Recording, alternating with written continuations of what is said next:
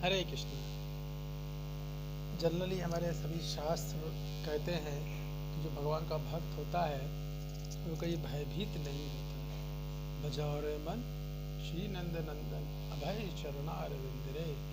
भगवान का भक्त जो है वो निर्भय होता है क्योंकि उसने भगवान के चरण कमलों की शरण ले रखी है। इसलिए आज हम चर्चा करेंगे कि ऐसा जरूरी नहीं है। हमारे आचार्य बोलते हैं कि भगवान का जो भक्त है वो भयभीत ही रहता है और बल्कि उसे भयभीत रहना चाहिए, ऐसा बोलते हैं। कैसे हम चर्चा करेंगे उसकी। हम चर्चा कर रहे हैं श्रीमद् भागवतम के 10वें स्कंद के दूसरे अध्याय की और श्लोक संख्या है 8। तो उस पर थोड़ी आलोचना करेंगे कि इसके पीछे क्या रहस्य है। पहले मैं श्लोक पढ़ता हूँ। श्लोक इस प्रकार है।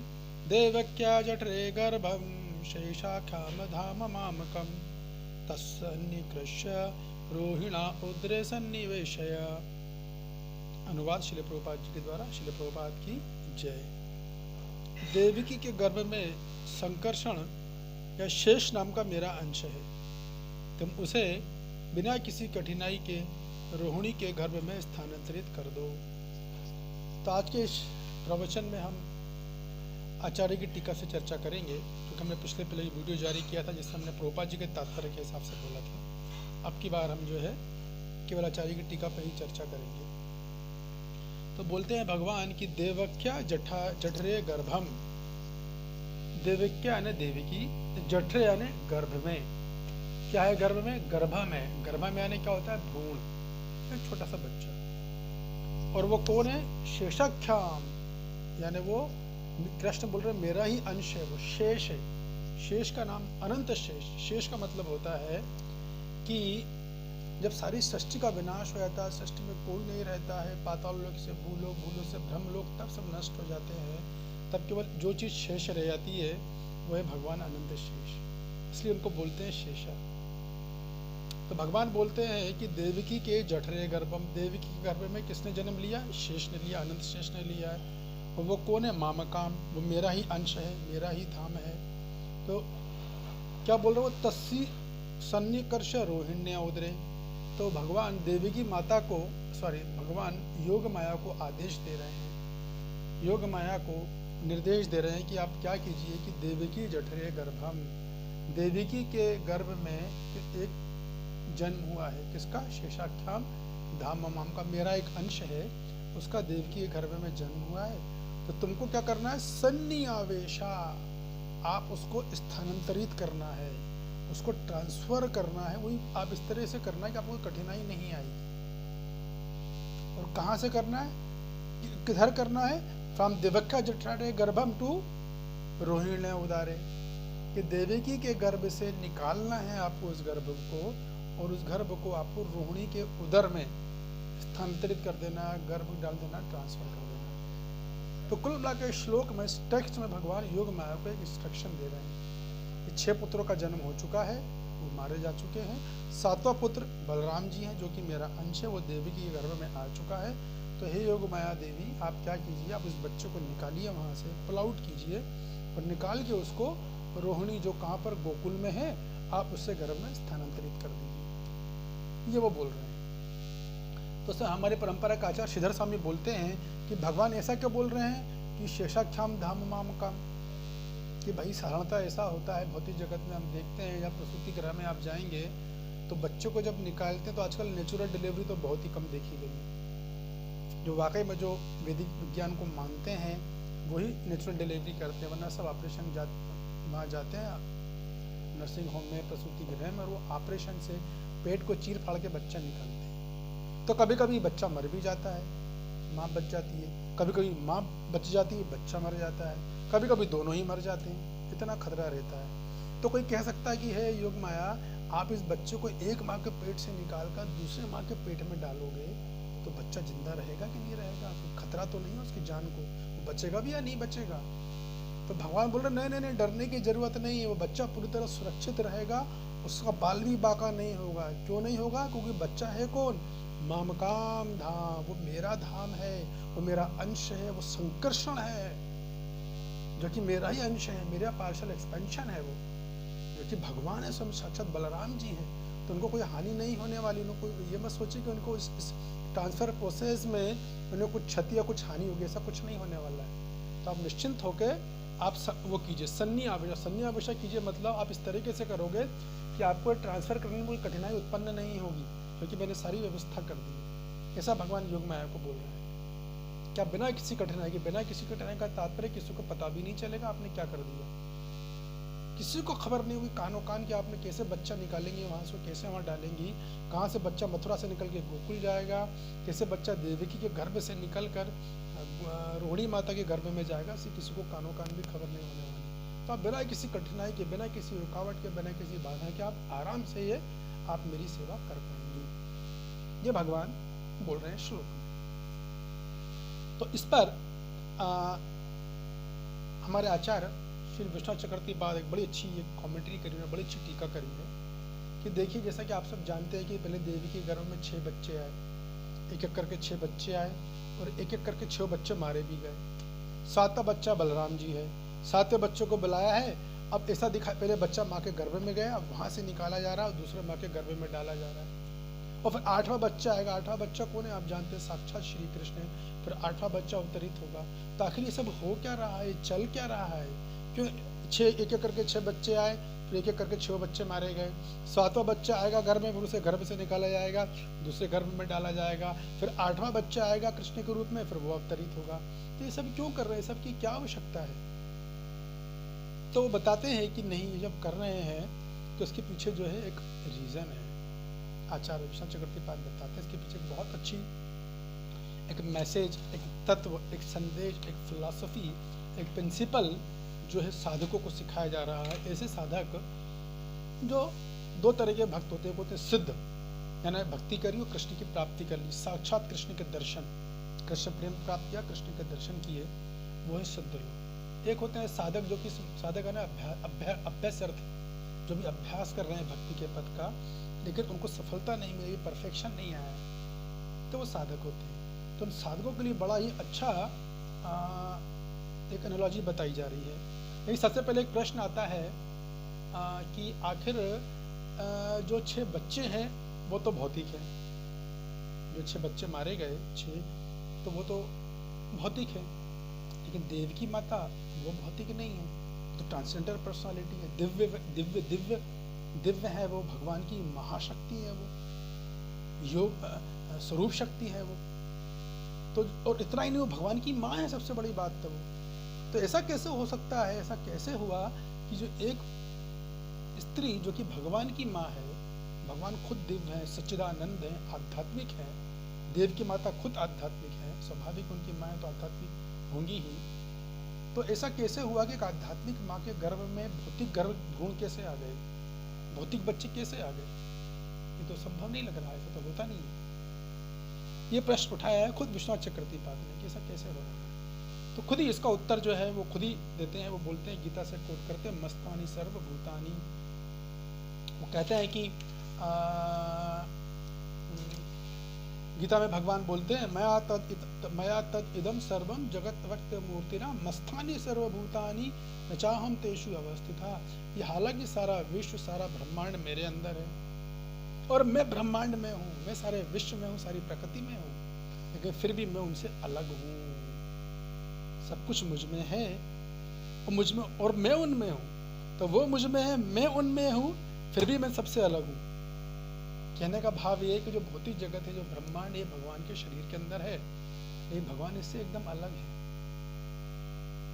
एकदम वो जो ये ब्रह्मांड जब भगवान में आते हैं तो भगवान को छूते नहीं है, भगवान भौतिक एनर्जी के संपर्क में बिल्कुल नहीं आते, क्योंकि वो स्पिरिचुअल है, सच्चिदानंद है वो। तो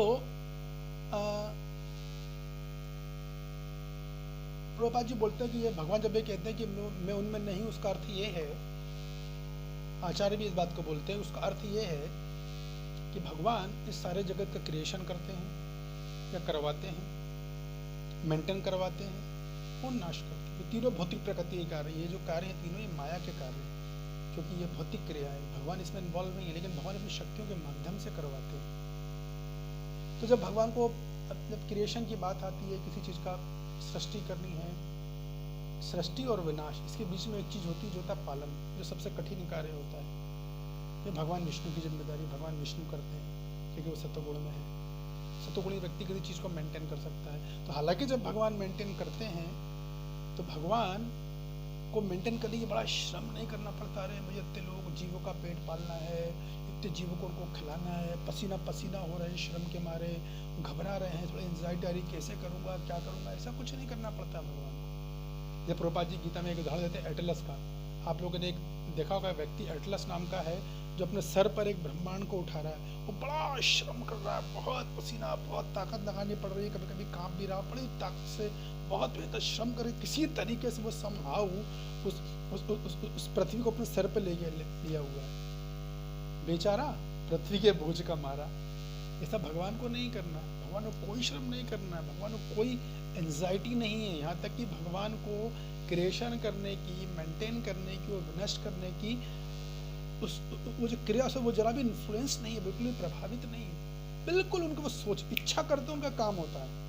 उनके पास इतनी सारी अनंत शक्तियाँ हैं, तो शक्तियाँ सारा कार्य करती है। भगवान अपने आप से अछूते रहते हैं। तो जब भगवान, जिस प्रकार भगवान इस भौतिक जगत में आते हैं तो भौतिक एनर्जी से संपर्क में नहीं आते, अछूते रहते हैं। उसी प्रकार ये 6 बच्चे हालांकि देवकी माता के गर्भ में आए, लेकिन वो देवकी माता को छू नहीं पाए। वो देवकी माता उनसे अलूफ है, एकदम उनसे संपर्क में नहीं है। वो देवकी माता उन बच्चों के टच में नहीं आई, क्योंकि देवकी माता ट्रांसेंडेंटल पर्सनालिटी है, दिव्य है, आध्यात्मिक है, परम भगवान की माँ है वो। तो इसका उत्तर वो इस तरह से हमको देते हैं। और फिर ये सब क्रिया क्यों हो रही है, पता चल रहा है कि बच्चे आ रहे हैं, इनको मारा जा रहा है, तो ऐसा बता रहे हैं लीला के लिए किया जा रहा है। लीला कहले सुविस्तारा, बद्ध जीवों को लीला की जा रही है। लीला के माध्यम से प्रक्रिया चल रही है, प्रोसेस की, कि 6 बच्चे आए, वो मारे गए, बलराम जी आएंगे, उनको ट्रांसफर किया जाएगा, भगवान कृष्ण आएंगे, और इस तरीके से लीला भी की जा रही है। लीला के माध्यम से बच्चे आ रहे हैं, लीला के लिए किया जा रहा है केवल। To teach one particular lesson. एक एक बच्चे गर्भ में आएंगे, एक एक बच्चे मारे जाएंगे, देवकी माता बच्चों के संपर्क में नहीं आएंगी, लेकिन प्रक्रिया चलेगी, लीला है, लीला में चलेगा, ताकि एक जनमानस को, एक गंभीर साधकों को एक अच्छा सा संदेश दिया जा सके, एक लेसन दिया जा सके। इससे ये सब क्या हो रहा है उसके पीछे, इसकी चर्चा करेंगे हम भी। तो भक्ति के पथ पर क्या होता है कि साधक होते हैं, भक्ति का अभ्यास करते हैं, तो कभी कभी वो डगमगाते भी हैं। डगमाने का अर्थ ये होता है कि जैसा कि हम सब जानते हैं कि हमारी 5 ज्ञान इंद्रियां हैं, आँख, नाक, कान, जीवा और त्वचा, ठीक है ना। तो इन ज्ञान इंद्रियों के अपने अपने विषय हैं, इनको बोलते हैं इंद्रिय विषय। जैसे आँख का विषय क्या है, रूप, कान का विषय क्या है, शब्द, नाक का विषय क्या है, गंध, जीवा का विषय क्या है, स्वाद, त्वचा का विषय क्या है, स्पर्श, और एक मन होता है, मन। मन का विषय क्या है, मन की विषय वस्तु इच्छा या विचार। इसको बोलते हैं तन मात्रा। 5 इंद्रियां, इंद्रियों की तन मात्रा, रूप, शब्द, रूप, गंध, स्पर्श और विचार या मन। तो ये जो प्रक्रिया चल रही है, जो पास्टाम लीला चल रही है, 6 बच्चे आके मारे जा रहे हैं, फिर बलराम जी आने वाले हैं, अगर भगवान कृष्ण आने वाले हैं, तो इसमें एक एनालॉजी दी गई है। उस एनालॉजी में जो माता देवकी है उनको भक्ति की जननी बताया गया है, भक्ति देवी है। उस उदाहरण में, उस उपमा में, उस रूपक में वो भक्ति देवी हैं। और 6 बच्चे जन्म लेने वाले, वो 6 बच्चे कौन है, तो वो षड विषय भोगा हैं, यानी इंद्रियों के विषय, जिसे बोलते हैं तन्मात्रा, शब्द, रूप, गंध, स्पर्श, स्वाद और विचार। ये 6 जो हैं विषय होते हैं इंद्रियों के, ये हैं। और इनको जो प्रभुपाद जी अपने तात्पर्य में षड विकार से तुलना करते हैं, काम, क्रोध, लोभ, मोह, मय और मत्सर्ग, वो इनसे तुलना करते हैं। विश्वनाथ चक्रवर्ती पाद है इन 6 रूप, शब्द, रूप, गंध, स्पर्श, ध्वनि, शब्द, रूप, गंध, स्पर्श, स्वाद और विचार, वो इससे करते हैं तुलना। इसको बोलते हैं षड विषय वर्गा, और इसको बोलते हैं षड विकार, इससे तुलना करते हैं। और जो अपने कंस हैं, कंस की तुलना की गई भय से, फियर ऑफ मटेरियल एग्जिस्टेंस, भौतिक जीवन में, भौतिक परिवेश में रहने का भय, उससे कंस की तुलना की गई है। बलराम जी की तुलना की गई है कृष्ण प्रेम से, और भगवान श्री कृष्ण की जो तुलना की गई है वो तुलना की गई है साक्षात दर्शन से, भगवान कृष्ण के साक्षात दर्शन, फेस टू फेस ऑडियंस, साक्षात आंखों से दर्शन करना, उससे की गई है। तो होता क्या है कि भक्ति के पथ पर जब हम चलते हैं तो भक्ति के पथ पर कथक भगवान कृष्ण के दर्शन हमें कब होते हैं? जब कोई साधक अपनी इंद्रिय जो छह इंद्रिय विषय भोग हैं, जो षड विषय वर्ग है, इनसे वो पूरी तरह मुक्त हो जाता है। जिसमें मैंने बताया शब्द, रूप, गंध, स्पर्श, स्वाद और विचार, इनसे व्यक्ति को पूरी तरह मुक्त हो जाता है। तब जाके वो, जब ये छह भोग मर जाते हैं, तब जाके वो अनर्थ निवृत्ति के प्रोसेस से पूरी तरीके से निवृत्त होता है, अनर्थों की निवृत्ति से खत्म होता है, और तब जाकर उसे भगवान के दर्शन होते हैं। इस बात को दर्शाने के लिए ये पूरी लीला चल रही है। 6 बच्चे मारे जन्म लेंगे, एक एक करके मारे जाएंगे। 7वां बच्चा बलराम जी आएंगे, भगवान अभी बोल रहे हैं उनको ट्रांसफर करो भाई। 8वां बच्चा स्वयं कृष्ण आने वाले हैं। तो सारी लीला चल रही है, उससे मैसेज दिया जा रहा है कि अगर आपको भगवान के सच के साथ दर्शन करने, अगर 8वें बच्चे का दर्शन करने आपको माता देवकी की तरह, तो आपको अपने 6 बच्चों को मारना होगा। तब 7वां बच्चा का बलराम भी, जो जिससे आपको कृष्ण प्रेम मिलेगा, तो कृष्ण प्रेम के बाद 8वां बच्चे का दर्शन होगा, आपको कृष्ण दर्शन। तो आपको पहले इन 6 बच्चों को मारना है। तो ये बच्चे जो आए हैं, ऐसा नहीं कि देवकी माता के कर्म का फल था कि 6 बच्चे मारे गए फिर 7वां बच्चों को ट्रांसफर करना, कोई कर्म फिलॉसफी उन पे काम नहीं कर रही है। तो देवकी माता ही ट्रांसडेंटलिस्ट पर्सनालिटी है, ट्रांसडेंटलिस्ट है, वो दिव्य है, वो भगवान की स्वयं माँ है वो। तो वो कर्म फिलॉसफी के अंदर नहीं आती, उनको कोई कर्म नहीं आ रहा है जैसे साधारण महिला को आता है कि बच्चा कभी के मर भी जाता है, ऐसा उनके साथ नहीं हो रहा है। वो तो एक लीला चल रही है, लीला के माध्यम से मैसेज दिया जा रहा है, जिसको संस्कृत में बोलते हैं भक्ति परिपाठी प्रदर्शनाए, यानी कि कृष्ण सीक्वेंस या भक्ति का क्रम, कि कैसे साधक भक्ति में प्रगति करता है, उस क्रम को दर्शाया जा रहा है इस पूरे एपिसोड के माध्यम से। इस तरह से दर्शाया जा रहा है। इसको कैसे दर्शाया जा रहा है, तो यहाँ हम आपको बताएंगे कि देखिए, जो 6 बच्चे हैं, रूप, गंध, स्पर्श, शब्द, रूप, गंध, स्पर्श, स्वाद, तो साधक जब कभी कृष्ण भक्ति के पथ पर चलता है तो कभी कभी वो इंद्रिय भोग भी कर लेता है। वो अपनी इंद्रियों को अलाउ करता है कि इंद्रिय के विषयों में जाए, कर देता है वो कभी कभी ना चाहते हुए। जैसा मान लें शब्द की बात करें, अभी किसी साधक है, तो सबने स्मार्ट मोबाइल खोला, चलो ठीक है हम प्रभु जी का प्रवचन सुनेंगे। खोलने के बाद उन लोगों को एक फिल्मी गाना दिख गया, उनका फेवरेट गाना है वो, तो प्रभु जी का प्रवचन तो गए एक तरफ, अपना आराम से 15 मिनट, 1 घंटा, 2 घंटा फिल्मी गाने सुन रहे हैं। फिर कोई फिल्म देख ली, या बहुत ही कोई चुटकुला सुन लिया। आजकल तो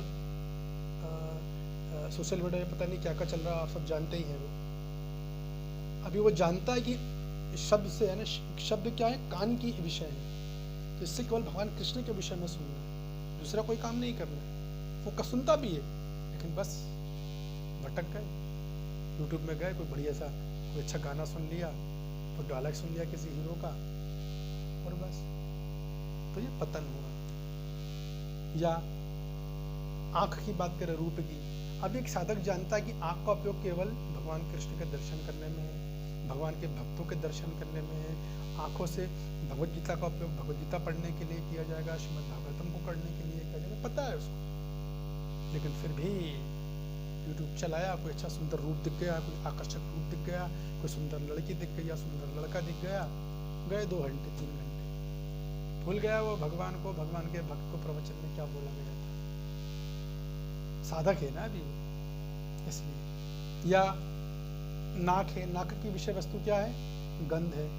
अब उससे पता है कि नाक से केवल मुझे वही चीज सूंघनी जो भगवान को अर्पित है, लेकिन बस गुलाब का फूल देखा और खट से थोड़ा सूंघ लिया, भक्ति के बाहर है।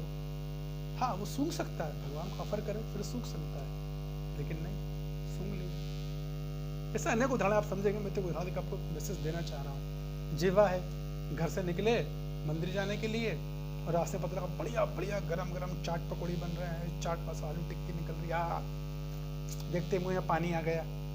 समोसा और छोले तो फेवरेट आइटम होता है किसी किसी का, आलू टिक्किया तो बहुत फेवरेट होती है। सब भूल गए, मंदिर जब जाएंगे पहले चाट वाले के पास खड़े। एक स्टूडेंट है मेरा, वो बिल्कुल ऐसे ही पागल है, घर से निकला किसी काम के लिए, और जहाँ चाट पकौड़ी दिखे, उसे मसाला दिखा, सब भूल जाएगा क्लास में क्या सुना था, क्लास में प्रभु जी ने क्या बताया, कोई मतलब नहीं। बहुत आराम से खड़ो कर छक के खाएगा वो आधा पौन घंटे तक। ये पूछने की जरूरत भी नहीं समझते हैं कि इसमें प्याज है कि नहीं है, इसमें लहसुन है कि नहीं, सब भूल गए।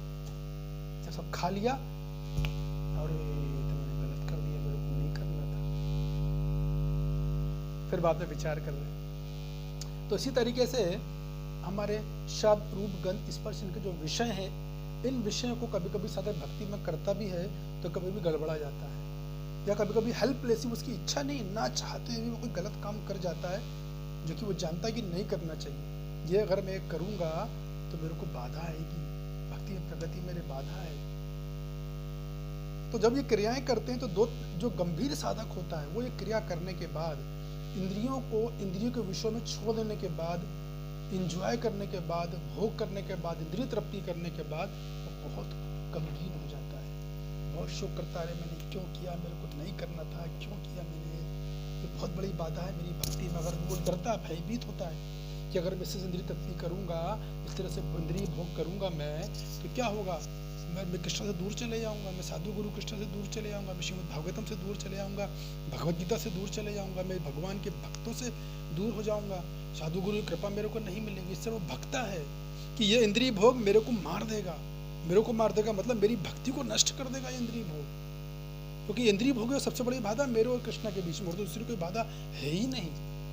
भागवत सब कुछ सपोर्ट में, साधु मेरे साथ हैं, गुरु मेरे साथ हैं, श्रीमद् भागवतम मेरे साथ है, लेकिन ये जो मेरी इंद्रिय भोग की करने की प्रवृत्ति है, जो जन्म जन्मांतरों से, कई जन्मों से है, कि जब भी मैं इंद्रियों के विषय देखता हूँ तो मेरी इंद्रियां मन आदेश करता, मैं तुरंत खिंचा चला जाता हूँ।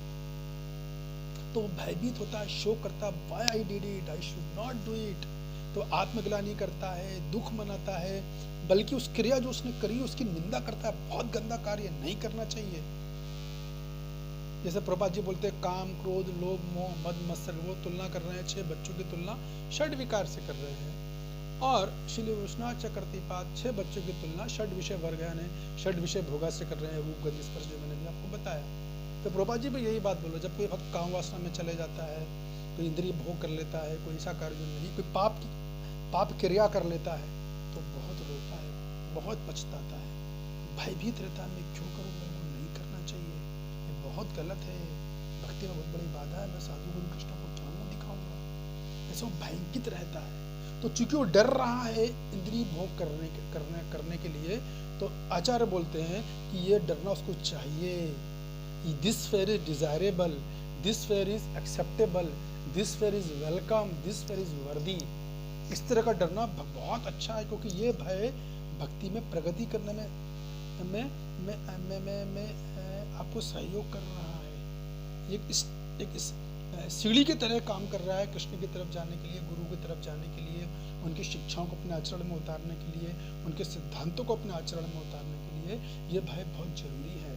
क्योंकि जब वो भयभीत होता है तो क्या होता है, वो धीरे धीरे वो जो उसकी क्रियाएं, जो काम वासनाएं हैं, जब वो इंद्रिय भोग कर रहा है, वो धीरे धीरे छूट जाता है, क्योंकि वो भयंकित है, वो डर रहा है, मेरे को नहीं करना है, खतरनाक चीज़ है, इससे मैं कृष्ण से दूर हो जाऊंगा, साधु गुरु कृष्ण से दूर हो जाऊंगा, मैं मुझे भक्तों का संग नहीं मिलेगा, मुझे हरि कथा सुनने को नहीं मिलेगी। तो देखिए वहाँ पर जिस प्रकार के जो 6 बच्चे थे, वो किसने मारे थे, कंस ने मारे थे, कंस के द्वारा वो 6 बच्चे मारे गए। इसी प्रकार जो भक्त साधक होता है, जो गंभीर साधक होता है, गंभीर साधक भयंकित होता है, जो सारा मनमोजी कर रहे हैं वो नहीं होते। जो गंभीर साधक है वो भयंकित रहता है, तो उस भय से जो उसके अंदर जो काम, क्रोध, लोभ, मोह की जो अनर्थ है, जो रूप, गंध, स्पर्श को इंद्रियों में विषय में देने की आदत है, वो भय से वो सारे अनर्थ किल हो जाते हैं, मर जाते हैं, वो सारे अनर्थ मर जाते हैं, क्योंकि वो भयंकित, जिस प्रकार कंस फियर का रिप्रेजेंटेटिव है, कंस जो है वो भय का प्रतिनिधित्व कर रहा है इस लीला में। तो चूंकि ये भी भयभीत है, तो जिस प्रकार कंस ने 6 बच्चों को मारा, उसी प्रकार ये भय कि मैं कृष्ण से दूर हो जाऊंगा, साधु गुरु कृष्ण से दूर हो जाऊंगा, ये भय उसके हृदय के जो अनर्थ है, जो षड विकार, जो षड विषय भोग है, उनको किल कर देता है, उनको मार देता है। और ये मारने के बाद फिर 7वां बच्चा आता है बलराम जी। बलराम जी यानी कृष्ण प्रेम, उसकी तुलना आचार्य कृष्ण प्रेम से कर रहे हैं, कहीं कहीं इसकी तुलना भाव से भी की जाती है, लेकिन यहाँ विश्वनाथ चक्रवर्तीपाद विशेष रूप से कृष्ण प्रेम से करते हैं। तब जाके जब वो 6 बच्चे मर जाते हैं, तब जाके कृष्ण प्रेम हृदय में आता है, और फिर 8वां बच्चा दर्शन, कृष्ण के साक्षात दर्शन होते हैं। तो ऐसा भय बहुत अच्छा है, बहुत लाभदायक है। आचार्य ऐसे भक्त की बहुत सराहना करते हैं कि ऐसा फिर भक्त को हमेशा होना चाहिए। और फिर विश्वनाथ चक्रवर्तीपाद बोलते भी हैं, जैसे कि आप लोगों कुछ लोगों को पता होगा कि सेकंड कैंटो में विश्वनाथ चक्रवर्तीपाद भक्ति में प्रगति करने के 14 स्टेप बताते हैं, 14 स्टेजेस बताते हैं, जैसे कि शुश्रूषा दधानश्च वासुदेव कथा रुचि सताम सेवा महासेवया श्रद्धा, और सबसे आखिरी में आता है दर्शन। तो वो ये प्रोसेस वो प्रोसेस विश्वनाथ चक्रवर्तीपाद में 14 स्टेप बता रहे हैं कि आखिरी में दर्शन होता है। उसी प्रकार ये 6 बच्चे मरेंगे, यानी अनर्थ मरेंगे 6, या 6 विकार मरे, 6 षड विषय भोगा मरेंगे, फिर आएगा कृष्ण प्रेम बलराम जी के रूप में, और फिर 8वां बच्चा जो कृष्ण साक्षात कृष्ण के दर्शन है। तो इस तरीके से जो है हमको पूरी अनिलाजू को बताया गया है। तो इस तरह का जो भय होता है कि नहीं मैं कृष्ण से दूर हो जाऊंगा, सारा घर छोड़ा मैंने कृष्ण की प्राप्ति के लिए, साधु गुरु कृष्ण की प्राप्ति के लिए मैंने घर छोड़ा, अपने प्रियजनों को छोड़ा, अपने मित्रजनों को छोड़ा, समाज को छोड़ा, सब कुछ छोड़ा मैंने, यहाँ तक कि मेरी सबसे प्रिय वस्तु जिससे मुझे सबसे अधिक विश्वास था, जहाँ मेरे को सबसे सिक्योरिटी मिलती थी, अपना बैंक बैलेंस। आजकल लोगों को सिक्योरिटी कहाँ से आती है? So called security bank balance से आती है, वो भी मैंने छोड़ दिया। इतना छोड़ने के बाद अगर मैं इनसे भयभीत नहीं होऊंगा, इंद्रिय तृप्ति की भावना से, तो मेरी सारी मेहनत व्यर्थ हो जाएगी। बड़ी मुश्किल से मनुष्य जन्म मिला, मनुष्य जन्म पाया, राधा कृष्ण ना भजिया, जानिया सुनिया विष खाई। बड़ी मुश्किल से मनुष्य जन्म मिला, उसमें राधा कृष्ण का भजन नहीं किया, जानबूझ के विष खाने के समान है। इसलिए जो गंभीर साधक होता, सब साधक नहीं होते, जो गंभीर होते हैं वही डरते, वो भयभीत रहते कि नहीं ये गलत है, मेरे को नहीं करना है। कभी कर भी गए, वो करने के बाद भी डरते हैं, तो भी लाभकारी, क्योंकि वो डर से वो चीजें छूट जाती है। तभी के भक्त बोलते हैं प्रभु इतने साल से भक्ति कर रहे हैं, वही अदर्श चल रहे हैं, वही काम वासना परेशान करती है, वही मन में बुरे विचार आ रहे हैं, और कभी कभी गलती भी कर देते हैं, क्या करें, कुछ प्रगति नहीं हो रही। नहीं, प्रगति हो रही है, क्योंकि आप शोक कर रहे हो, आप दुख मना रहे हो, भयभीत हो। वो करने के बाद भयभीत होना चाहिए। जैसे मान लो किसी बच्चे को अचानक भूत दिख जाए तो कितना डर जाएगा, वैसे ही हमें दिखना चाहिए कि 6 भूत है मेरे अंदर, इन 6 भूत से डरना चाहिए। जब डरेंगे तो अपने आप वो सारे भूत मर जाएंगे, डर उन भूत को मार देगा, और फिर हम आराम से कृष्ण प्रेम की प्राप्ति भी कर पाएंगे, और बाद में फिर जो है हम कृष्ण के दर्शन भी कर पाएंगे। क्योंकि भक्त को जो भय रहता है, वो किस बात का भय रहता है कि ये मेरा इंद्रिय तृप्ति की भावना है। एक minute, fear of material existence will kill the desire to. हाँ, तो भय से आदमी का जो भौतिक अस्तित्व में जो संघर्ष कर रहा है इस भौतिक समाज में, इस भौतिक जीवन में, उससे हमें मुक्ति मिल जाती है। फिर उस भय से हमारी जो भोग करने की इच्छा है वो खत्म हो जाती है। जब हम बोलते हैं ना 6 बच्चे मारे गए, तो 6 बच्चे मारे गए का मतलब क्या है? जो हमारी इच्छा है, जो हमारी भोग करने की इच्छा है, शब्द रूप गंध स्पर्श स्वाद और विचार या इच्छा, वो मर जाती है। 6 बच्चे मरने का मतलब ये है। अभी क्या है फिर? अगर ये 6 बच्चे मर गए, कहते हैं ना वो चेतन चरितामृत में, आत्म इंद्रिय पीति वांछा तारे बोले काम, कृष्ण पीति वांछा धरे कृष्ण नाम। तो अभी जब 6 बच्चे मर गए, पूरे काम क्रोध लोभ मोह मत्सर्ग या शब्द रूप गंध स्पर्श त्वचा स्वाद ये मर गया, आत्म इच्छा मतलब आत्म इंद्रिय पीति वांछा पूरी तरह खत्म हो गई, भोग करने की इच्छा कंप्लीटली जीरो खत्म हो गई। तब कृष्ण प्रीति वांछा, फिर भगवान कृष्ण की प्रीति के लिए फिर जो इच्छा आएगी वो कृष्ण की प्रीति के लिए आएगी। फिर जो इच्छा आएगी वो भगवान कृष्ण की सेवा की इच्छा होगी, जो कि शुद्ध इच्छा है एकदम।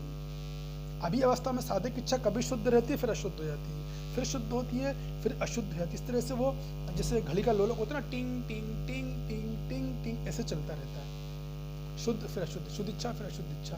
अशुद्ध इच्छा है मैंने खुद को सुख देना अपनी ज्ञान इंद्रियों के माध्यम से, आँख से, नाक से, कान से, जीवा से, त्वचा से, मन से खुद को जो सुख देना है उसको बोलते हैं आत्म इंद्रिय प्रीति वांछा। तो वो इच्छा भी पूरी खत्म हो गई भय से, भय ने मार दिया। अब क्या हुआ है? खत्म हुई, और साथ में कृष्ण प्रीति वांछा, भगवान को सुख देने की, भगवान से प्रीति करने की, भगवान से प्रीति करने की इच्छा जागृत हो गई है। यानी कृष्ण प्रेम प्राप्त हो गया है।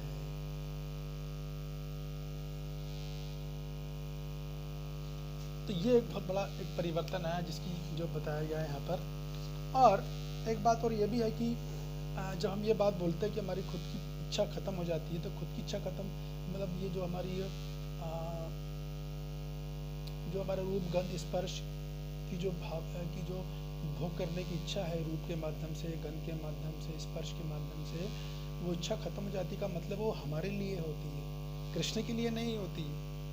कहने का भाव ये है कि मैं आंखों से जो मेरी ज्ञान इंद्रियां हैं उनका मैं उपयोग खुद के एंजॉयमेंट के लिए नहीं करता, बल्कि मैं उन्हीं इंद्रियों का उपयोग भगवान कृष्ण को आनंद देने के लिए करता हूँ। रूप देखना है तो भगवान का रूप देखना है, कुछ सुनना है भगवान का भजन सुनना है, भगवान की कथा सुनना, जैसे भी आप लोग सत्संग सुन रहे हैं।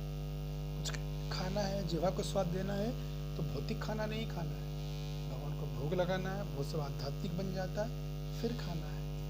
तो खुद की इंद्रिय इच्छा, खुद को भोग करने की इच्छा खत्म, उसको बोलते हैं मारना। मारने का मतलब है खुद की आनंद उठाने की, खुद को भोग करने की जो इच्छा है उसको मारना है। लेकिन भगवान की सेवा करने की इच्छा नहीं मारना, वो तो निरंतर बढ़ती रहेगी, वो बढ़ाते रहना है।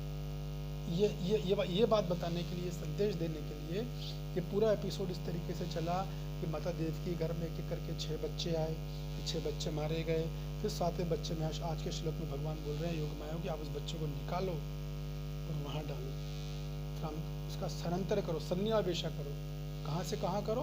फ्रॉम देवकी जठारे फिर रोहिणी उदारे, अब हाँ जो है ट्रांसफर करो, मतलब कृष्ण प्रेम की प्राप्ति। और फिर 8वें में जो है भगवान कृष्ण के दर्शन।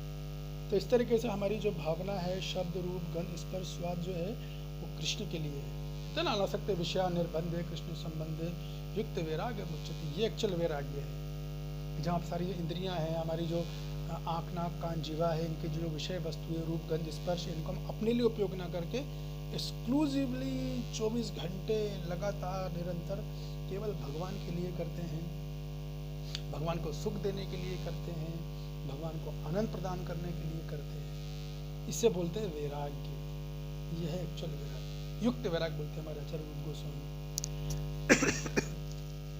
तो कहने का भाव यही है कि हमें जो है एक जो गंभीर साधक है वो जब भी इंद्रिय भोग करता है तो वो भयंकित रहता है, डरता है, वो कर तो लेता है लेकिन डरता। देखिए 2 तरह के साधक है, एक वो है जो भक्ति भी कर रहा है साथ में भोग भी कर रहा है, लेकिन उसे कोई चिंता नहीं है, अरे ठीक है चलता रहेगा अपना, वो नामादि विषय बलात्, तो वो 7वां अपराध है। लेकिन दूसरा साधक है वो भी भोग कर रहा है, पहला वाला भी भोग कर रहा है, दूसरा भी कर रहा है। पहले वाले को कोई भय नहीं, कोई चिंता नहीं, दूसरा यही भजते ही है, अपना खाते रहो पीते रहो, भजन भक्ति करते रहो, भोग भी करते रहो, उससे कुछ नहीं होगा, उल्टा अपराध लगेगा। लेकिन दूसरा साधक है जो कि भक्ति कर रहा है लेकिन कभी कभी भोग कर लेता ना चाहते हुए, उसकी इच्छा नहीं है भोग करने की, लेकिन क्या करे, कई जन्मों से हम लोग भोग करते हुए आए हैं, काम वासना प्रबल है, एकदम लोभ लालच क्रोध मोह बहुत ज्यादा है, तो वो एकदम से कम नहीं हो पाएगा, धीरे धीरे करके कम होता है। तो कभी कभी साधक ऐसे उसका अपनी इंद्रियों के विषय में इंद्रियां खिंची हुई चली आती है विषय को देखकर, तो वो घबराता है, डरता है, तो भयंकित जब रहता है मैंने क्यों किया, नहीं करना चाहिए, गलत है, भयभीत होता है कि ये मेरे भक्ति को खत्म कर देंगी, मेरे साधु गुरु के संग को खत्म कर देंगी, तो भय से उसके सारे अनर्थ काम वासनाएं सब खत्म हो जाता है और कृष्ण प्रेम की प्राप्ति होती है केवल भय से। इसलिए इस जो प्रवचन का शीर्षक ही है कि एक भय जो है वो सदैव भयभीत रहता है। हालांकि आचार्य बोलते हैं कृष्ण भक्त कभी भयभीत नहीं होता, वो निर्भय होता है क्योंकि वो कृष्ण पे आश्रित है। तो वहाँ पे जो वो बात कह रहे हैं तो वो इस संबंध में, इस कॉन्टेक्स्ट में कह रहे हैं कि उससे उस बात को कह के कृष्ण पर उसकी निर्भरता बताई जा रही है, कृष्ण पे कितना निर्भर है, उसको भय नहीं। लेकिन हम उसकी चर्चा नहीं की है, हम इसकी चर्चा कर रहे हैं कि नहीं, कृष्ण भक्त भयभीत भी रहता है, किससे? इंद्रिय भोग से, इससे वो भयभीत रहता है। और वही भय चाहिए, आचार्य बोलते हैं ऐसा भय होना चाहिए एक साधक को, क्योंकि वो भय उसको भगवान की भक्ति की प्रगति कराता है, वो भय ही उससे उसकी अनर्थ निवृत्ति होती है, उसको कृष्ण प्रेम की प्राप्ति होती है, फिर साक्षात कृष्ण के दर्शन होते हैं। क्योंकि एक दिन उसकी जो इच्छा है, ये शब्द रूप गंध स्पर्श स्वाद की जो उसकी हैंकरिंग है, जो उसकी ललक है, जो चाह है भोग करने की, वो भय से खत्म हो जाती है। तो ये बड़ा प्रश्न रहता है कभी के भक्तों में प्रश्न करते हैं, प्रभु जी भक्ति तो कर रहे हैं मगर भोग खत्म नहीं हो रहा है, हम कभी भी पाप क्रियाएं कर देते हैं, अभी बिना चाहे बहुत कुछ गड़बड़ हो जाती है, ऐसी कुछ चीज़ें देख लेते हैं जो नहीं देखनी चाहिए, ऐसी चीज़ें खा बिना भोग लगाए खा लेते हैं कभी कभी, ऐसी चीज़ें सुन लेते हैं जो नहीं सुनना चाहिए, ऐसी चीज़ें सूंघ लेते हैं जो नहीं सूंघना चाहिए, ऐसे कार्य कर लेते हैं तो नहीं करना चाहिए, कभी हम जप करते हैं तो जप में से ऐसे विचार आते हैं कि हम तो डर परेशान हो जाते हैं। तो आचार्य बोल रहे हैं आप भयभीत रहो बस, एक तो कर जितने जहाँ तक हो सके, इसका मतलब नहीं कि इंद्रिय भोग करो, ये नहीं बोल रहे हैं, इंद्रिय भोग तो करना ही नहीं है। यदि कोई ये सोचता कि मैं इंद्रिय भोग भी करूंगा भक्ति भी करूंगा तो वो संभव नहीं, वो नहीं होगा, भक्ति या प्रगति नहीं होगी, बिल्कुल नहीं होगी। लेकिन अगर इंद्रिय भोग कभी हो भी जाता है, अब तो देखिए इंद्रिय भोग धीरे धीरे अगर कम हो रहा है तो उस दौरान यदि आपका इंद्रिय भोग कम हो रहा है पहले की तुलना में धीरे धीरे, तो आपने जो इंद्रिय भोग किया उसका कर्म नहीं लगेगा आपको, अगर आप साधु गुरु के मार्गदर्शन में भक्ति कर रहे हैं, ये कोई एडवांटेज है। हाँ, लेकिन इंद्रिय भोग कम होना चाहिए धीरे धीरे कर करके, साथ में दुख होना चाहिए, मलाल होना चाहिए, अपने आप को कोसना चाहिए, अपने आप को गाली बकना चाहिए, क्यों किया मैंने, I should not do it, बाधा है मेरे लिए मेरे कृष्ण प्राप्ति, मेरे कृष्ण भजन में। वो भयभीत होना चाहिए, बहुत भयानक है, तो इंद्रिय तृप्ति करना बहुत भयानक है, इससे कितना कष्ट आता है, केवल दुखी दुख है, इसमें कुछ सुख है ही नहीं। ऐसा जब वो करता है तो फिर वो भक्ति में तेजी से प्रगति करता है, कृष्ण प्रेम की प्राप्ति करता है, प्रगति ही नहीं, कृष्ण प्रेम की प्राप्ति करता है, कृष्ण का दर्शन भी करता है। यही इस क्लास की सारी शिक्षा इस प्रवचन की, और यही हम आप इस वीडियो के माध्यम से यही हम आप तक पहुंचाना चाह रहे थे। इससे पहले हमने एक वीडियो बनाया था, वो भी इसी टॉपिक पे था लेकिन थोड़ा सा अलग था, उस पर हमने प्रभुपाद जी के तात्पर्य भी लिए थे, लेकिन इसमें हम नहीं ले रहे क्योंकि हमने वहाँ कवर कर लिया है। इस हमने केवल विश्वनाथ चक्रवर्ती पाद की टीका ली है, क्योंकि आप देखेंगे श्लोक में जो तात्पर्य प्रभुपाद जी ने लिखा वो पूरा विश्वनाथ चक्रवर्ती पाद का लिखा है, एग्जैक्ट उनकी पूरा उनकी कॉमेंट्री से लिया है, उन्हीं की टीका से लिया है पूरा। प्रभुपाद जी 2-3 तात्पर्य शुरू करने के पहले भी विश्वनाथ चक्रवर्ती पाद का नाम लेते हैं, और तात्पर्य जब खत्म करते हैं आखिरी में भी वो विश्वनाथ चक्रवर्ती पाद का नाम लेते हैं। ये वो ऐसा बोलते हैं कि श्री विश्वनाथ चक्रवर्ती पाद ने ही इस तरह की व्याख्या इस श्लोक में की है। तो भाई हम आपके सामने प्रस्तुत कर रहे हैं, आशा आपको पसंद आया होगा। यदि पसंद आया है तो वीडियो को लाइक कीजिएगा, सब्सक्राइब कीजिए, बेल आइकन दबाइए, कमेंट जरूर कीजिए। यदि कोई प्रश्न है तो आप कमेंट्स बॉक्स में डाल के प्रश्न भी पूछ सकते हैं, और दूसरों से शेयर भी कीजिए। हरे कृष्णा कृष्ण कृष्ण हरे हरे, हरे राम राम राम हरे हरे। आप सब लोगों का सुनने का बहुत बहुत धन्यवाद। हरे कृष्णा।